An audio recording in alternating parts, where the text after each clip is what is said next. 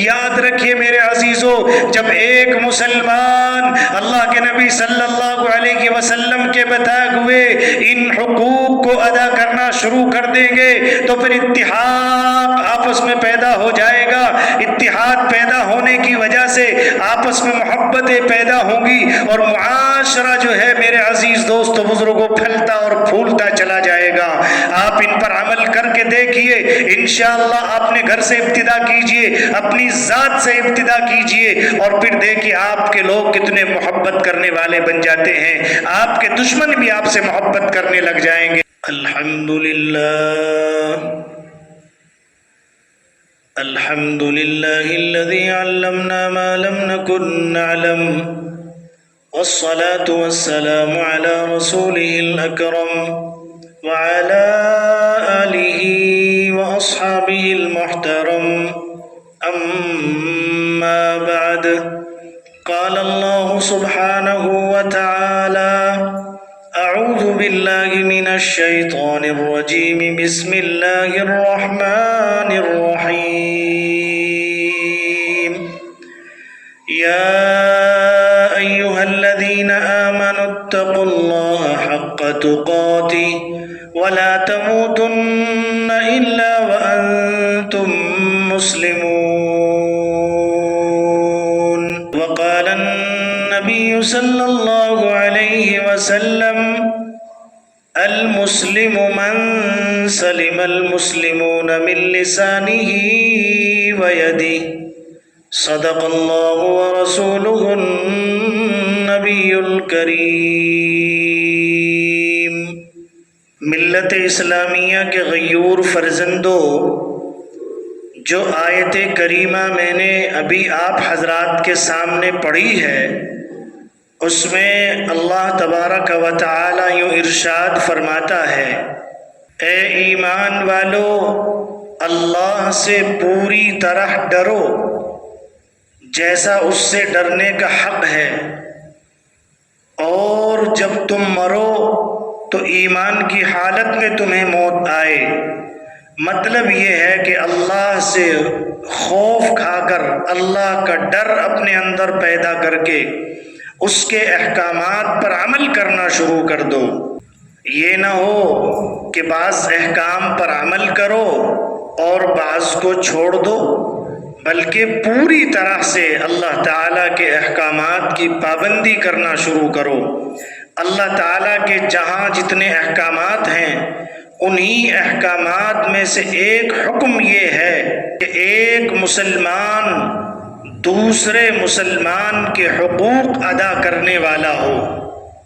اللہ تعالیٰ کا لاکھ لاکھ شکر ہے کہ جس نے ہمیں ایسے نبی کی امت میں پیدا فرمایا کہ جس نبی نے ایک ایک حکم کو بالتفصیل بتایا، ہر ایک زندگی کے عمل کو، زندگی کے اوقات میں کیا عمل کرنا چاہیے، صبح کے اعمال، شام کے اعمال، اٹھنے بیٹھنے کے اعمال، ہر طریقے سے ہمیں بالتفصیل احکام سمجھائے ہیں۔ من جملہ آداب معاشرت کے ان میں سے ایک حقوق یہ ہے کہ ایک مسلمان دوسرے مسلمان کے حق ادا کرنے والا ہو۔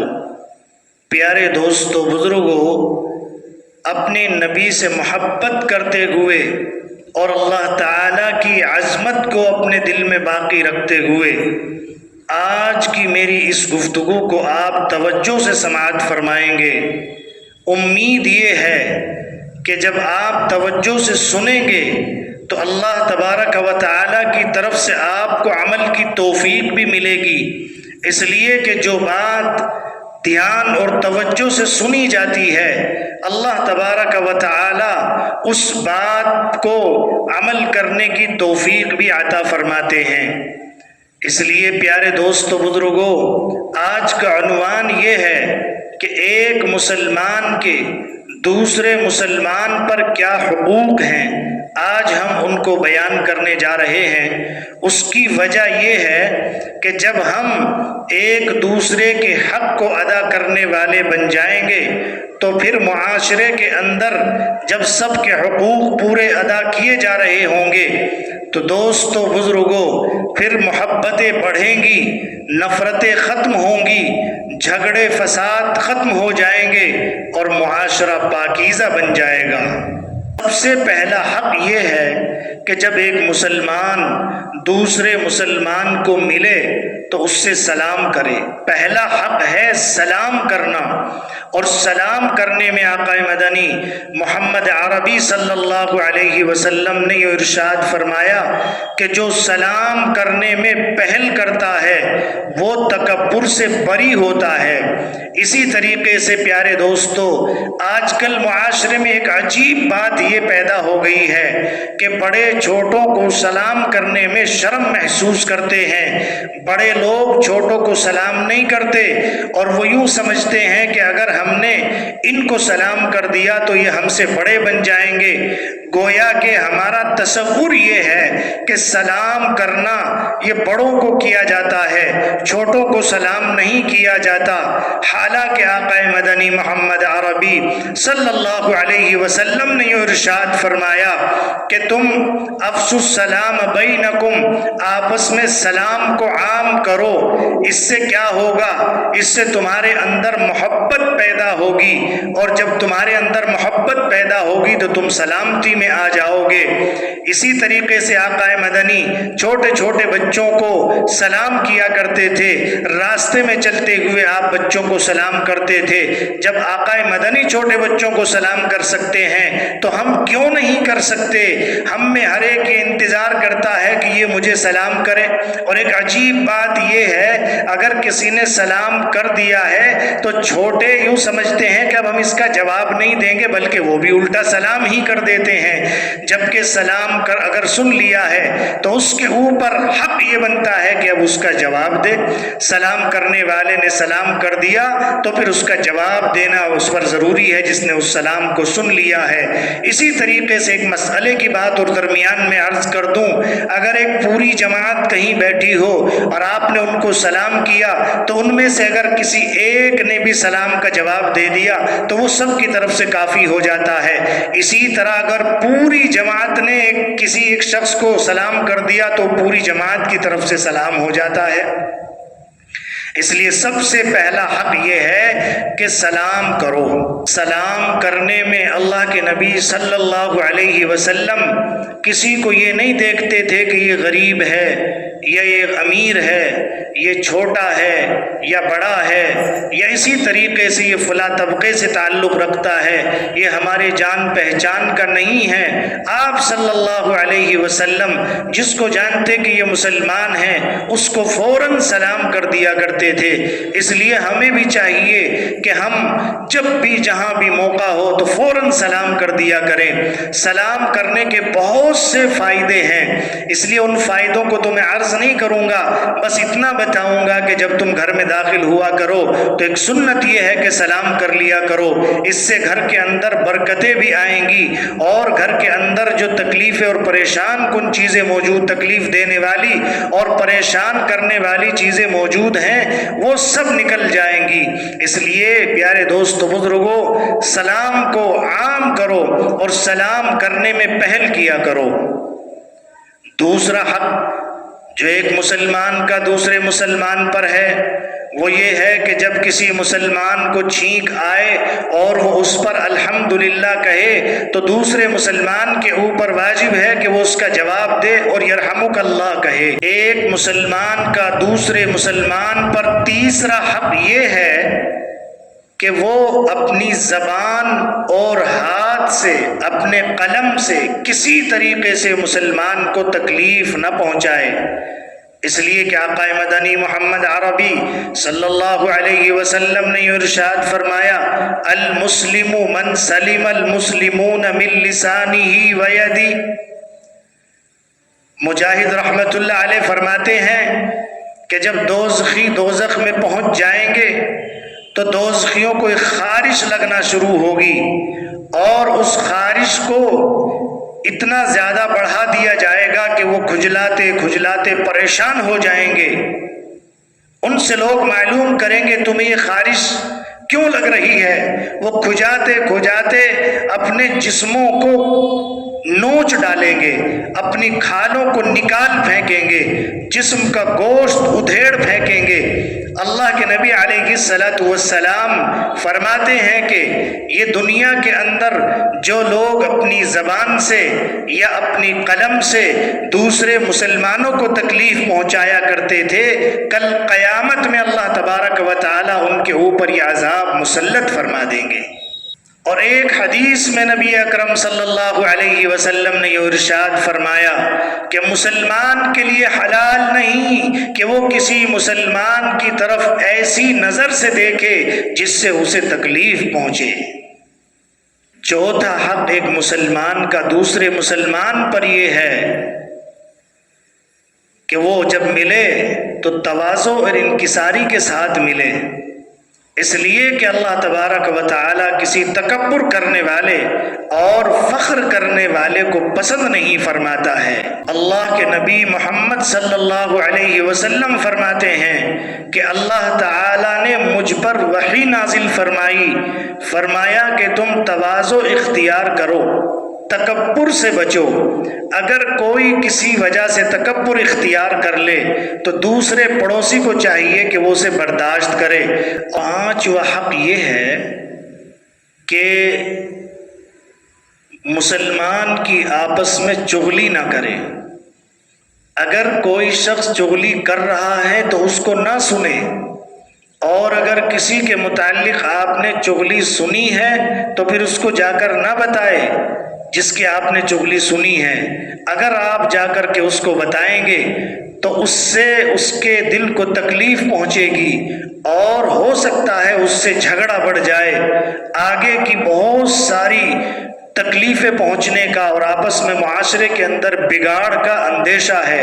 اس لیے پہلی بات یہ ہے کہ جب کوئی چغلی کرنا شروع کرے تو اسے فوراً منع کر دے، بھئی آپ یہ بات مت کریں، اس لیے کہ مسلمان کا مسلمان پر حق یہ ہے کہ ایک دوسرے کی نہ چغلی کریں اور نہ دوسرے کی چغلی سنیں۔ نبی اکرم صلی اللہ علیہ وسلم نے یوں ارشاد فرمایا کہ غیبت کرنا زنا سے بھی بڑا گناہ ہے، اور اسی طریقے سے آپ صلی اللہ علیہ وسلم نے فرمایا کہ چغلی کرنے والا جنت میں داخل نہیں ہوگا۔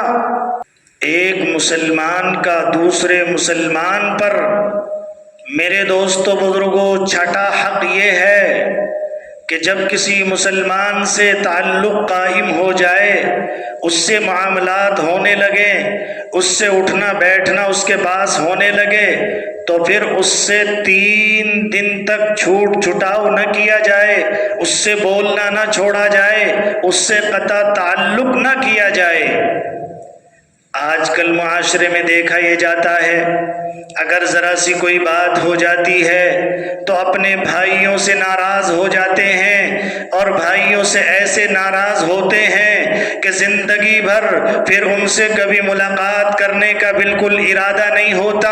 میرے عزیز دوستو بزرگوں، اللہ تبارک و تعالی نے ایسے شخص کے بارے میں بڑی سخت وعید ارشاد فرمائی ہے کہ اگر کوئی شخص اپنے بھائی سے ناراض ہو کر قطع تعلقی کر کے زندگی گزار رہا ہے، اور خدا نہ کرے اگر اس کا اس حال میں انتقال ہو جائے، تو وہ اس کے ایمان پر، بلکہ میرے دوست بزرگوں، خاتمہ ہونے کا امکان نہیں ہوتا ہے۔ اس کا جو ہے حشر میرے دوست بزرگوں دوسرے لوگوں میں ہو سکتا ہے۔ اس لیے کوشش کرنی چاہیے کہ جب آپس میں کوئی بات ہو جائے تو اس کو فوراً صلح صفائی کر لینی چاہیے، اور ان دونوں میں وہ سب سے بہتر مسلمان سمجھا جائے گا کہ اگر 2 بھائیوں میں، 2 رشتہ داروں میں اور 2 ملنے جلنے والوں میں اگر قطع تعلقی ہو گئی ہے تو ان میں جو سب سے پہلے پہل کرے گا،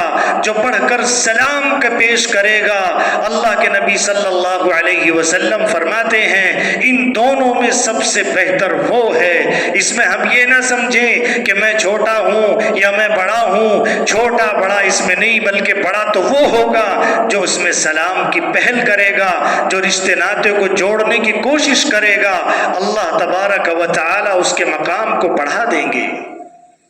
اور ایک ساتواں حق یہ ہے کہ ایک مسلمان کو دوسرے مسلمان کے ساتھ احسان کا برتاؤ کرنا چاہیے، اس کے ساتھ اچھا سلوک کرنا چاہیے، اس کو جب کوئی ضرورت پیش آئے تو اس کو پورا کر دینا چاہیے۔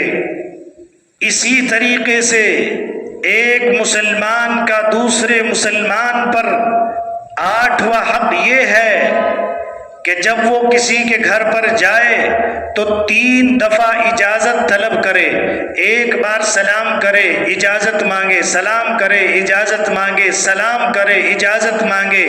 اگر تینوں دفعہ میں اجازت نہ ملے تو واپس لوٹ آئے۔ بغیر اجازت کے کسی کے گھر میں داخل ہونا جائز نہیں ہے۔ اسی طریقے سے دروازے کے علاوہ دیوار پھلانگ کر بھی آنا جائز نہیں ہے۔ 9واں حق یہ ہے کہ ہر ایک مسلمان کے ساتھ اچھے اخلاق سے پیش آئے، اس کے ساتھ اس کی سمجھ کے مطابق معاملہ کرے۔ ایک آدمی کم سمجھ والا ہے تو اس کے ساتھ ویسا ہی معاملہ کرے، ایک آدمی بڑی عقل والا ہے، بڑے علم والا ہے، اس کے ساتھ ویسا ہی معاملہ کرے۔ اللہ کے نبی علیہ السلام کی زوجہ محترمہ امی عائشہ رضی اللہ عنہا فرماتی ہیں ان ننزل الناس منازلہم، کہ تم لوگوں کے ساتھ ان کے مرتبوں کے اعتبار سے معاملہ کیا کرو۔ اور 10واں حق یہ ہے کہ تم اپنے بڑوں کی تعظیم کرو اور چھوٹوں پر شفقت کرو، بڑوں کے ساتھ ادب اور احترام کے ساتھ رہو، ان کے ساتھ ادب سے بولو، ان کا اکرام کرو، چھوٹوں پر رحم اور شفقت کا معاملہ کرو۔ اس لیے کہ آقا مدنی محمد عربی صلی اللہ علیہ وسلم نے فرمایا کہ جو بڑوں کی عظمت نہ کرے اور چھوٹوں پر شفقت نہ کرے، اللہ کے رسول نے فرمایا وہ ہم میں سے نہیں ہے، یعنی وہ ہمارا امت ہی نہیں ہے۔ ایک مسلمان کا دوسرے مسلمان پر 11واں حق یہ ہے کہ جب وہ کسی سے ملے تو خندہ پیشانی کے ساتھ، مسکراتے چہرے کے ساتھ ملے۔ اللہ کے نبی علیہ السلام نے ایک جگہ یوں ارشاد فرمایا صحابہ کرام سے کہ تم جانتے ہو کہ دوزخ کی آگ کس پر حرام کر دی گئی؟ اللہ کے نبی صلی اللہ علیہ وسلم کے صحابہ کہنے لگے اللہ اور اس کے رسول زیادہ بہتر جانتے ہیں۔ اللہ کے نبی صلی اللہ علیہ وسلم نے فرمایا دوزخ کی آگ حرام کر دی گئی ہر اس شخص پر جو خندہ پیشانی کے ساتھ مسلمانوں سے ملتا ہو، جو نرم مزاج ہو، جس سے ملاقات کرنا آسان ہو، ایسا نرم مزاج آدمی اللہ تبارک و تعالی نے دوزخ کی آگ اس پر حرام کر دی ہے۔ 12واں حق یہ ہے کہ جو شخص اپنی حیثیت اور مقام اور مرتبے سے بڑا معلوم ہوتا ہو تو اس کی زیادہ توقیر کرنی چاہیے، اس کا زیادہ ادب اور احترام کرنا چاہیے۔ علم اور تقوی کے اعتبار سے جو آدمی لباس کے اعتبار سے جیسا معلوم ہوتا ہو تو اس کو ویسا ہی اس کا ادب اور احترام کرنا چاہیے۔ اس پر میں آپ کو ایک بات عرض کر دیتا ہوں۔ ایک مرتبہ ایک گھر میں اللہ کے رسول صلی اللہ علیہ وسلم کے پاس صحابہ کرام تشریف لائے اور گھر جو ہے صحابہ کرام سے کھچا کھچ بھر گیا تھا۔ اس وقت اخیر میں پھر جریر بن عبداللہ بجلی رضی اللہ عنہ تشریف لائے۔ آپ صلی اللہ علیہ وسلم نے دیکھا کہ جریر بن عبداللہ دہلیز پر بیٹھ گئے ہیں۔ آپ نے اپنی چادر اتاری اور جریر بن عبداللہ کو پکڑا دی اور یوں فرمایا کہ تم اس پر بیٹھ جاؤ۔ پیارے دوستو بزرگوں، جریر بن عبداللہ بجلی رضی اللہ عنہ نے اس چادر کو ہاتھوں میں لیا اور اپنی آنکھوں سے یوں لگایا اور اس کو بوسہ دیا اور یوں کہنے لگے یا رسول اللہ، یہ چادر تو بہت پاکیزہ اور مبارک ہے، بھلا میرا کہاں مقام اتنا بڑا کہ میں اس چادر پر بیٹھوں۔ اس کو فوراً جریر بن عبداللہ نے واپس کر دیا اور یوں فرمایا اللہ کے نبی، اللہ تعالیٰ نے اللہ کے نبی جیسے آپ نے مجھے عزت دی ہے، اللہ آپ کو اور مزید عزت عطا فرمائے۔ نبی اکرم صلی اللہ علیہ وسلم یوں دیکھنے لگے اپنے صحابہ کی طرف، ادھر دیکھا پھر ادھر دیکھا اور یوں فرمایا کہ جب کوئی قوم کا بڑا آدمی تمہارے پاس آیا کرے تو اس کے لیے جگہ کشادہ کر دیا کرو۔ اس سے ایک بات میں عرض کر دیتا ہوں، جب آپ کے سامنے آپ کا کوئی استاد، آپ سے بڑے علم والا، آپ سے کوئی بڑا تقوی والا ہو، یا آپ کو کوئی اس طرح کا کہیں موقع مل جائے کہ وہاں پر استاد کی جگہ موجود ہے، تو ادب تو یہ ہے کہ اس پر نہ بیٹھا جائے، لیکن اگر استاد نے حکم دیا ہے تو پھر حکم ماننا چاہیے، لیکن ادباً اس جگہ پر جہاں استاد بیٹھتے ہیں ان پر نہیں بیٹھنا چاہیے۔ ایک مسلمان پر دوسرے مسلمان کا 13واں حق یہ ہے کہ جب دو مسلمان آپس میں جھگڑا کرنے لگے تو ان میں صلح کرانا چاہیے۔ اللہ تبارک و تعالی نے اگر آپ کو یہ طاقت دی ہے، آپ کے اندر وہ صلاحیت ہے کہ آپ ان دو مسلمانوں میں صلح کرا سکتے ہیں تو آپ کو صلح کرانا چاہیے۔ یہ خیال نہیں کرنا چاہیے کہ یہ جانے اور ان کا کام جانے، ہمیں ان سے کیا لینا۔ نہیں میرے عزیز دوستو بزرگوں، اللہ کے رسول علیہ الصلوۃ والسلام نے یہ ارشاد فرمایا، کیا میں تمہیں نہ بتاؤں کہ صدقات اور نفلی نمازیں اور اسی طرح سے مال و دولت اللہ کے راستے میں خرچ کرنے سے بہتر چیز میں آپ کو نہ بتاؤں؟ اللہ کے رسول علیہ الصلوۃ والسلام کے صحابہ نے فرمایا ضرور بتائیے، تو آپ نے ارشاد فرمایا وہ دو لڑنے والوں میں صلح کرانا ہے، اور فرمایا کہ جھوٹ لکھا جاتا ہے گناہ میں، لیکن 3 جگہ ایسی ہیں کہ وہاں اگر جھوٹ بھی بول دیا جائے تو وہ لکھا نہیں جائے گا۔ ایک جہاد کے موقع پر اور دوسرے صلح کرانے کے موقع پر دو مسلمانوں میں جھگڑا ہو گیا ہو، ان میں اگر صلح ہوتی ہو تو ان کو صلح کرانے میں اور اسی طرح سے بیوی کو خوش کرنے میں، ان 3 جگہوں پر آدمی کو جھوٹ بولنے کی بھی اجازت ہے۔ یہ صلح کرانا اتنا عظیم الشان عمل ہے۔ ایک مسلمان کا دوسرے مسلمان پر 14واں حق یہ ہے کہ وہ اس کی پوشیدہ اور راز کی باتوں کو راز میں ہی رکھے، اس عیب کو ظاہر نہ کرے۔ اللہ تبارک و تعالی کا ارشاد ہے حدیث قدسی میں کہ جو عیبوں کو چھپاتا ہے اللہ رب العزت کل قیامت کے دن اس کے عیبوں کو چھپا دیں گے۔ عیب ڈھونڈنا کبیرہ گناہوں میں سے ایک گناہ ہے۔ بہت سے لوگوں کی عادت ہوتی ہے بس وہ عیب جوئی کرتے رہتے ہیں، عیب ڈھونڈتے رہتے ہیں۔ یاد رکھنا، اگر تمہاری فطرت میں عیبوں کو تلاش کرنا بن گئی ہے، فطرت تمہاری، اگر تمہاری فطرت عیب تلاش کرنا بن گئی ہے تو پھر جس چیز کو تم تلاش کر رہے ہو وہ چیز ہی تمہیں ملتی چلی جائے گی۔ اگر تم خوبیوں کو تلاش کرو گے تو اللہ کی طرف سے خوبیاں عطا کی جائے گی، اور اگر تم برائیوں کو تلاش کرو گے تو پھر تمہارے اندر وہ برائیاں داخل کر دی جائیں گی۔ اس لیے کسی کا عیب تلاش نہیں کرنا، اور اگر کسی کا عیب تمہیں معلوم ہے تو اس کو چھپانا چاہیے۔ ایک مسلمان کا دوسرے مسلمان پر یہ حق ہے۔